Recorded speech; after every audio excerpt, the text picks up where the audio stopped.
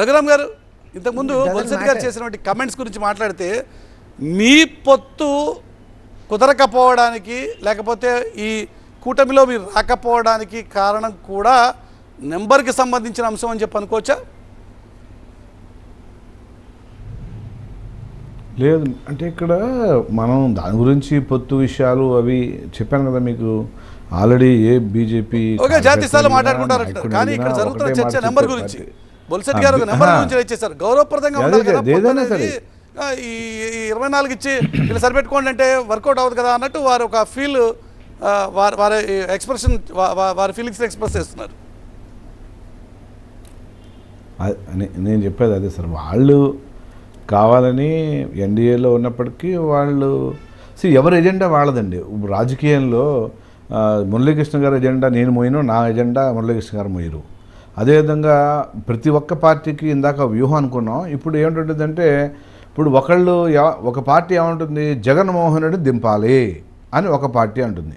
ఇంకొక పార్టీ, 10 పార్టీలు ఉన్నాయి కదా రాష్ట్రంలో, ఇంకొక పార్టీ ఏమంటుంది, జగన్మోహన్ రెడ్డి దింపడం కాదు నేను అధికారంలోకి రావాలి అంటే ఇంకొక పార్టీ అంటుంది. ఇంకొక పార్టీ ఇప్పుడు భారతీయ జనతా పార్టీ ఏమంటుంది, రాష్ట్రంలో సుపరిపాలన రావాలి, దేశంలో రామరాజ్యం రావాలి, రామరాజ్య స్థాపనగా కోసమే బీజేపీ పనిచేస్తోంది. ఆల్రెడీ ఆ అడుగులు ముందుకు పడ్డాయి. నరేంద్ర మోడీ గారి నాయకత్వంలో దేశం దూసుకుపోయే పరిస్థితి ఉంది కాబట్టి ఇవాళ హ్యాట్రిక్ దిశగా మోడీ వెళ్తున్నాడు. 360+ అంటే 400 ఎన్డీఏ వస్తుంది, 360 300+ అన్నాం. మోదీ గారి హవా గురించి సెపరేట్ అది ఇక్కడ ఉపయోగపడుతుంది. నేను కాదు ఇక్కడ జరుగుతున్న నేను ఆంధ్రప్రదేశ్ కూడా చెప్తున్నాను ఏంటంటే, నేను ఆంధ్ర గురించి కూడా చెప్తున్నాను. ఎందుకంటే నరేంద్ర మోడీని ఇవాళ ప్రతి ఇంటిలోనూ కూడా నరేంద్ర మోడీ గారి పేరు చెప్తున్నారు. ఇవాళ మెంబర్ ఆఫ్ పార్లమెంట్ విషయానికి వచ్చేట్టు ఎంపీకి అయితే మోడీకి ఓటేస్తాం అనే పరిస్థితి. అందుకోసమే అందుకోసమే అడుగుతున్నా, మీరు కూడా తెలుగుదేశం పార్టీతో జనసేనతో పొత్తు పెట్టుకోవాలంటే మెజారిటీ పార్లమెంటు స్థానాలు అడుగుతున్నారని, దానికి ఇంకా తెలుగుదేశం పార్టీ తర్జన భర్జనలు పడుతోందని, అందుకోసమే ఈ పొత్తు విషయంలో అధికారిక ప్రకటన రాలేదని రకరకాల చర్చలు జరుగుతున్నాయి. నిజమా కాదా సార్? ఇప్పుడు జర్నలిస్టులు రకరకాల భాష్యాలు చెప్పచ్చు, వాళ్ళ యొక్క ఇన్ఫర్మేషన్ వాళ్ళకు ఉంటుంది, వాళ్ళకి ఏ విధంగా దాన్ని కంక్లూడ్ చేయాలని వాళ్ళు అనుకుంటారు. మరి రాజకీయ పార్టీలు వాళ్ళ యొక్క వ్యూహాలతోనే వాళ్ళు ముందుకెళ్తే తప్పించి ఏదో ఎవరి ఆలోచనని మేము ఇంప్లిమెంట్ చేయడానికి రెడీగా లేము. ఏమంటారు దాన్ని, ఎవరి రాజకీయ చతురత, ఎవరు రాజకీయ మనుగడ, ఎవరు రాజకీయ కోణం వాళ్ళకు ఉంటుంది. సో మాకుంది అనేది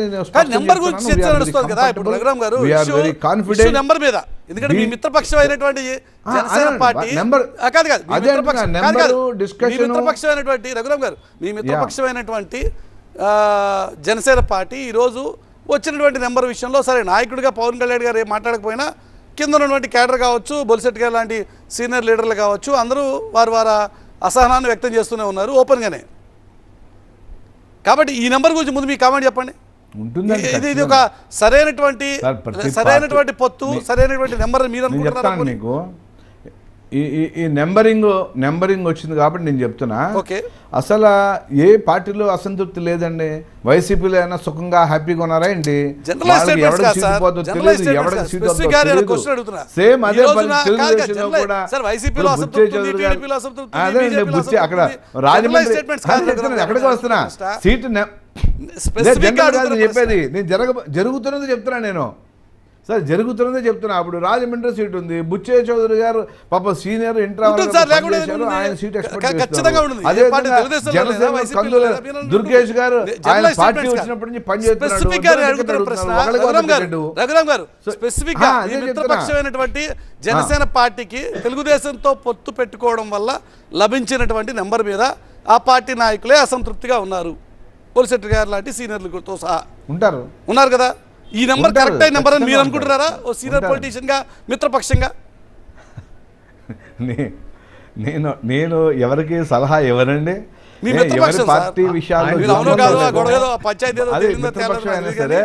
సరే వాళ్ళకి they have their own sir, వాళ్ళకి కెపాసిటీ ఉంది, ఆలోచన శక్తి ఉంది, వ్యూహం ఉంది. ముందు చెప్పారు పవన్ కళ్యాణ్ గారు చాలాసార్లు అన్నాడు, నా వ్యూహం నాకుంది, కార్యకర్తలారా, జన సైనికులారా, నా వ్యూహంతో ముందుకెళ్తా, మీరు నా వెనకాల ఉండండి అన్నాడు ఆయన. సో బుల్సెట్ లాంటి సీనియర్ నాయకులు they are following it, though they are unhappy but they are following with him. అలాగే ఇప్పుడు తెలుగుదేశంలో అనేక అసమ్మతులు వస్తాయి. వాళ్ళు రాజకీయం అంటే ఒకటేనండి, నాకు టికెట్ కావాలి, నేను గెలవాలా, దట్స్ ఇట్. నాకు ఈ టికెట్ ఇక్కడ రాకపోతే ఆ పార్టీ రాకపోతే ఆ పార్టీ రాకపోతే నెంబర్ గురించి మీరు చెప్పలేదు. ఎక్కడో ఒక టికెట్ కావాలి, ఎమ్మెల్యే గురించి మీ మిత్రపక్ష నెంబర్ గురించి మీరు చెప్పలేదు.